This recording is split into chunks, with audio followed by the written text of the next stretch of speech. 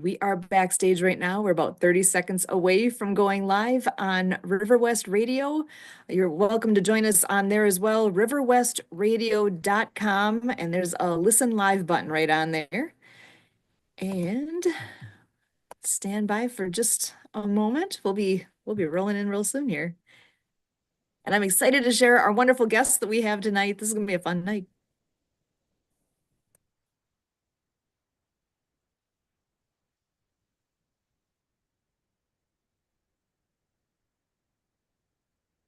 Welcome to Ability MKE Now.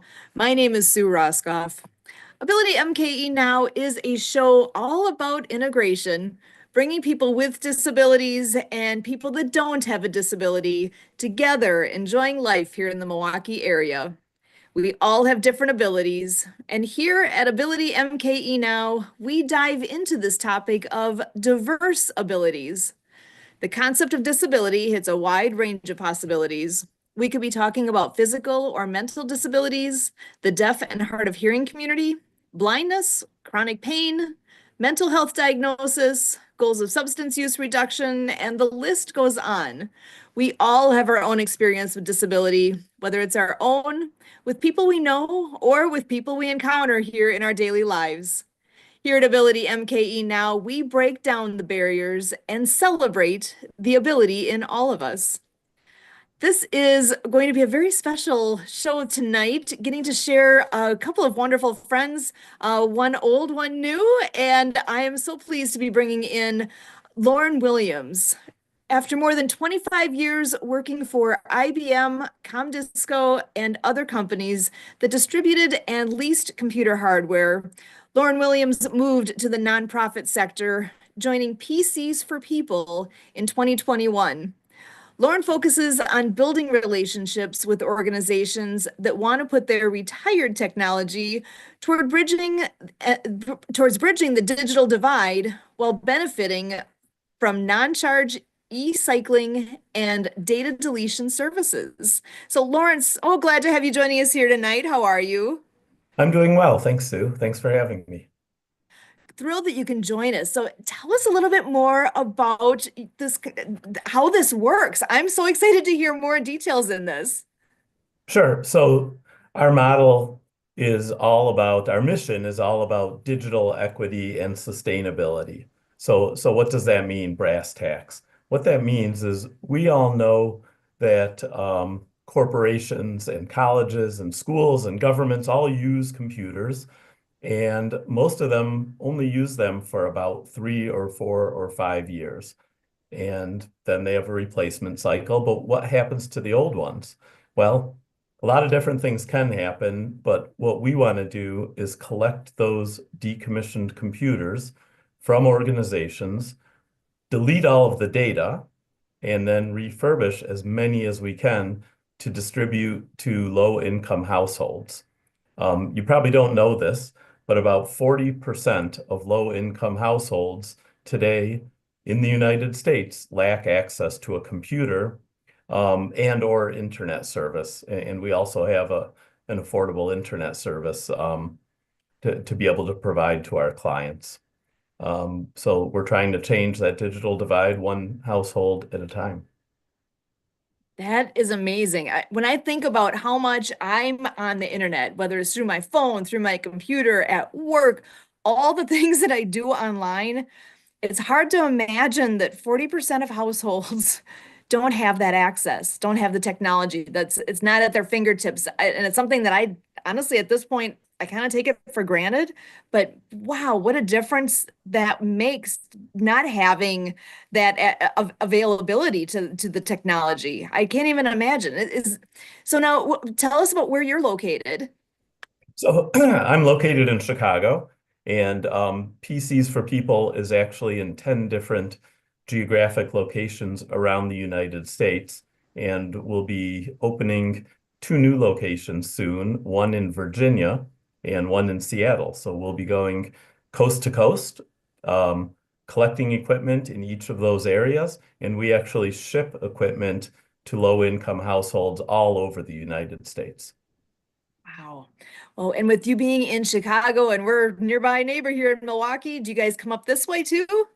Yeah, we do. We've been up there to pick up decommissioned computers from some of the fine organizations in and around Milwaukee, and we've also delivered refurbished computers to low-income households in the Milwaukee area. Excellent. And so what was it that got you really started in this? How did this all come together for you personally? Well, it's a kind of an interesting story. I was most recently working at IBM, where I was managing leases of computer equipment to Fortune 2000 companies and government entities. And one day, kind of near the beginning of the pandemic, I was watching the Illinois governor do a press conference, and he was doing a daily press conference on weekdays to kind of update the state on the issues with the pandemic and sharing statistics, good and bad, and then of course saying what the state of Illinois is going to do for the population.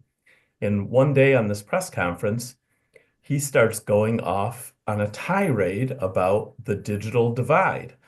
And he was saying, we are telling people stay home and study, stay home and work remotely, stay home and do telehealth. But I know there's over 1 million households just in the state of Illinois that can't do that because they don't have a computer or they don't have internet or both. And then, being a good politician, he brings the solution at this very same press conference. He said, so here's what we're going to do. The state of Illinois is going to bring PCs for people to Illinois to help get our retired government computers and our retired corporate computers into the hands of those 1 million families. And then he cut the press conference to the CEO of PCs for People, who gave a short 30-second background. And I happened to be watching that day. I said, that's great. I love that model. And I bet when they open here, I can do some intros. I know a lot of people in hardware. I've worked in hardware my whole career. So I connected with somebody, one of the managers there, and said, whenever you guys open, let's chat. I'd love to volunteer and help out. And we kept talking, and PCs for People opened. And a few months later, found myself employed here. That's a great story. Oh, I love how that all connected. Yeah, That yeah. that there's such a need, and it's something that I don't think people recognize that need because like I've got my computer, right? So I'm set. I don't, it doesn't occur to me that, wait a second, there's probably a lot of people, even I think within my school district, I bet there's a lot of kiddos that don't have access to the technology and whatnot from their homes. That's just the way it is. There's a lot that don't have that.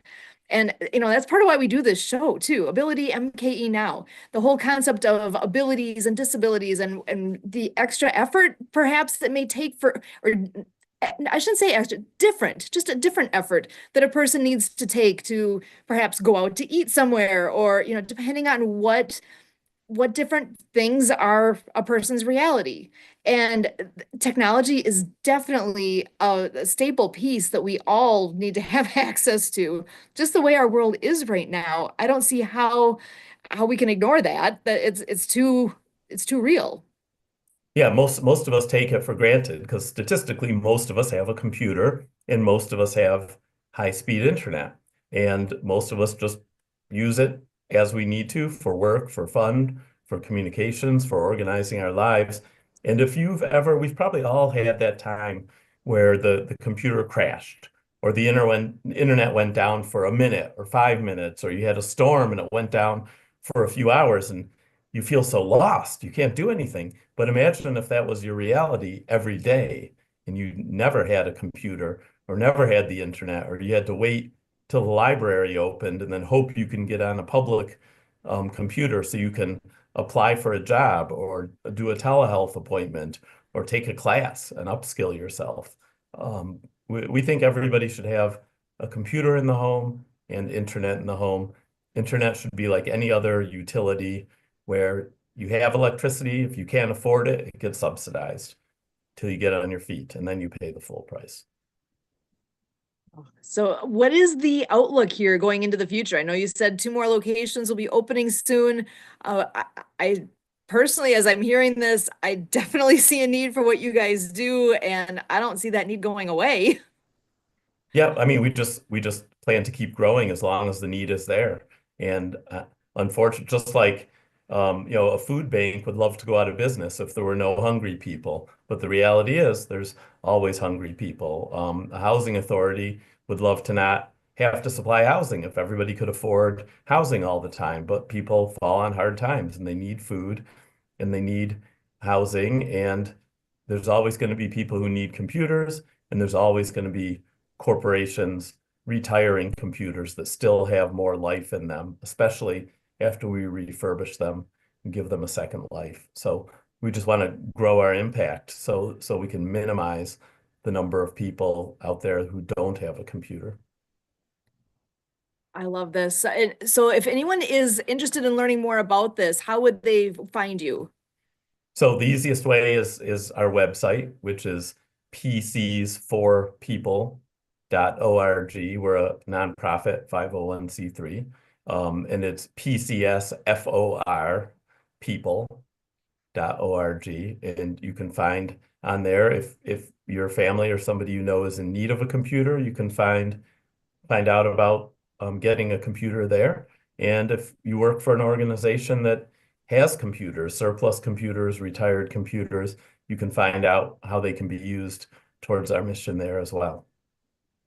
Excellent. Ah, so many good things going on that I'm thrilled that you're here being able to share this with us because I did not know about you before tonight, and I bet there's a lot of other people in that same boat. So I'm so happy that you're able to be here and share all this wonderful information with us. This is huge.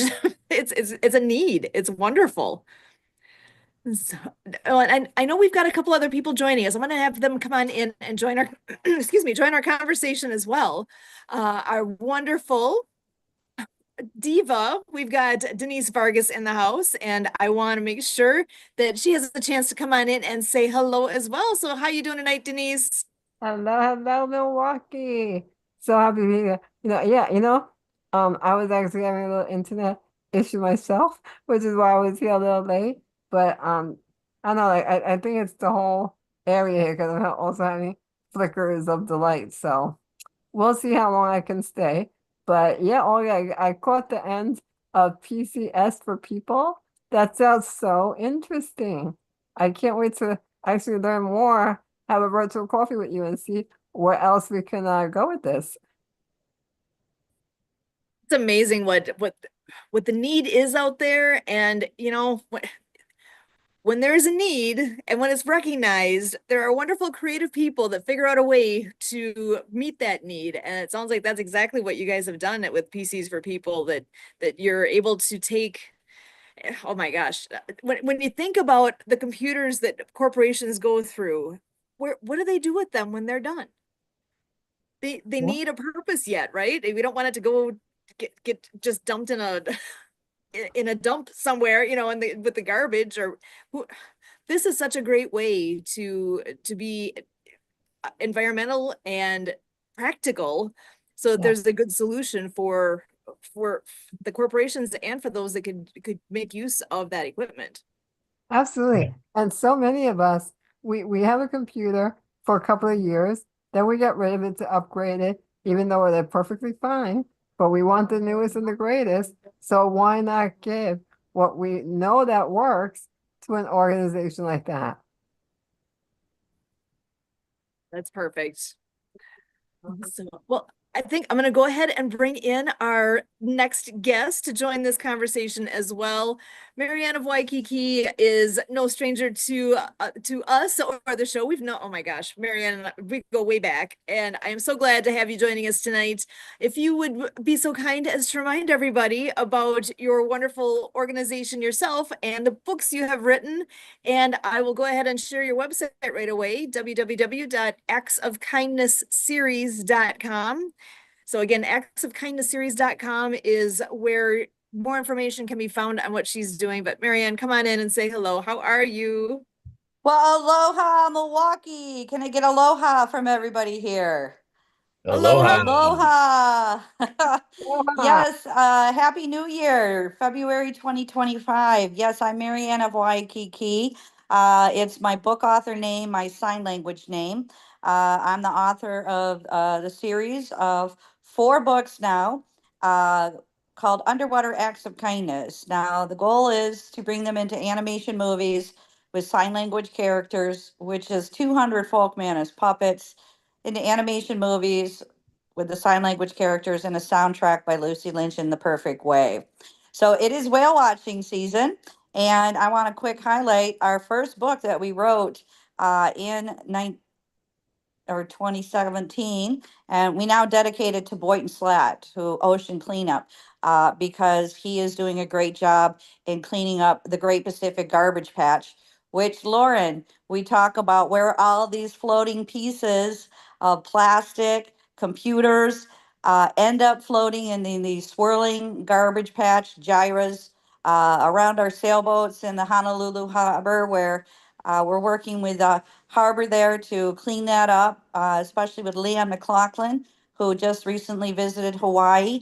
And he's with Clean Water Foundation, and they're out of Seattle, Washington, Lauren. So we want to have you meet Leon.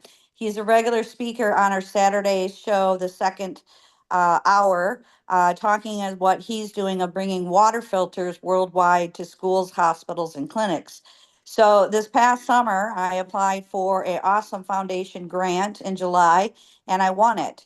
And Leon was in Hawaii in October, and he gifted the Hawaii School for the Deaf and Blind a water unit with our second book, Rabbit Acts of Kindness, No Bully, for Anti-Bullying Month. So that's the second book, and that features Harry, the hard of hearing rabbit, Chelsea, the courageous sign language chicken, and Eve, the finger spelling bumblebee. And I have just created a Shopify account with t-shirts with this book. And we also have Pono, the Hawaiian polo pony, another short book. And we have had Santa Papa John be on TikTok as our social media marketing. And Folkman has gifted him a sea turtle called the General of the New Earth Army, and also the pony. And we partnered with Zach Clayton on Christmas to have free downloads of our first book, Underwater Acts of Kindness, featuring the General of the New Earth Army. Now, Sue, there is over 500 million people now worldwide with a hearing loss. Millions of moms and dads coming home from being of service who can't hear their own children or grandchildren. So that's what I talk about. And I used to be a case manager with the deaf, and I was a sign language interpreter at the Unity Church of Hawaii for over a decade and got to live the dream on a sailboat, but all this garbage was floating around. So now we're taking action, and that it is the acts of kindness. So let's take action. So the good news, Lauren, is all classroom teachers can request copies of the books from an organization called DonorsChoose.org. That's DonorsChoose.org. After my sailing book signing tour of Southwest Florida to Virginia, 91 days, 1,700 nautical miles through the ICW, seeing those Navy fleets. Thank God, America. Thank you for protecting us, the Army, the Navy, the Air Force, the Marines, the Coast Guard. And I came back, and a special education teacher told me about Donors Choose, and she requested 50 books of my first book, Underwater Acts of Kindness, and she was funded in 2 weeks. So I went out, I book signed, I brought the puppets, we passed them around, the characters, I taught the ABC, ASL alphabet, and talked stories about ocean cleanup. So now everybody can go to the YouTube channel and meet these characters, such as Dr. Fingers, the finger spelling hermit crab, and learn the ASL finger spelling alphabet. So, Sue, we are now finishing their fourth book, Cool Acts of Kindness, with Leon McLaughlin, Clean Water Foundation out of Seattle. And we are going to have a free download on World Water Day, which is March 22nd, 2025. That's next month, World Water Day. So the book will be available for free on download. And you can join us on the World of Ability podcast every Saturday to hear what Leon is doing. And we will be bringing a Clean Water Foundation filter to San Carlos, Mexico on that day with the parrot heads who party with a purpose and have an environmental cause to bring a water unit to a school and orphanage down here in Mexico. Aloha, I'm Marianne of Waikiki. Love it. There's so many good things going on around us. And I think about too with what you're doing. Oh my gosh.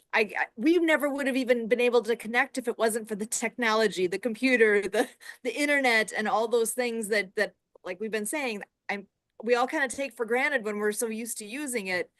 Imagine how many more people you can connect with when PCs for People is doing what they're doing and getting the technology in people's hands that currently don't have it.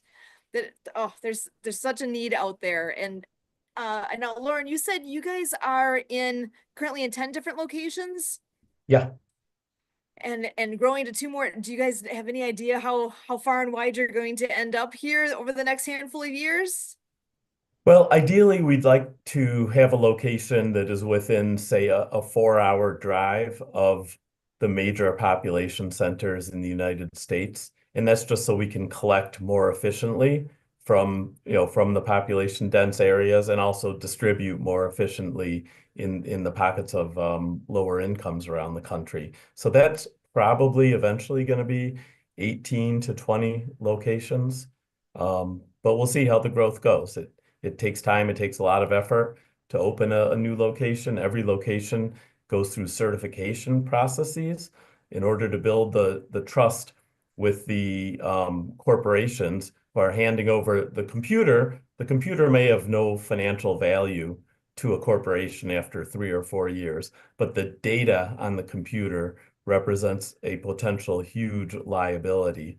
So we go through a certification process to define how to securely delete data. So we can delete data for banks and hospitals and law firms, very, very highly secure data that can't get leaked. And how do people find out about you typically? Is it, I know this is a wonderful thing that you're here because I know I'm just finding out about a lot of this now.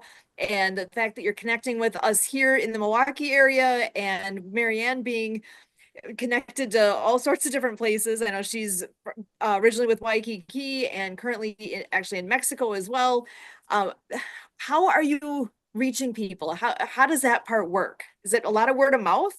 It's some of it's word of mouth, some of it's just there's a relationship manager in each of our markets that is actively reaching out to corporations, to IT technology managers, to sustainability managers, because we're zero landfill. Once that piece of equipment goes in the back of our truck, no part of it will go into a landfill. We're reaching out to community relations officers at corporations that are, trying to build a good name in the community. And guess what? They don't even have to write us a check. They just have to give us this depreciated asset that they're done with anyways. So we make it very easy, but we do have to get the word out there, and we do have to build that trust with the donor organizations. Love it. So now, oh, you're saying that nothing goes to landfill.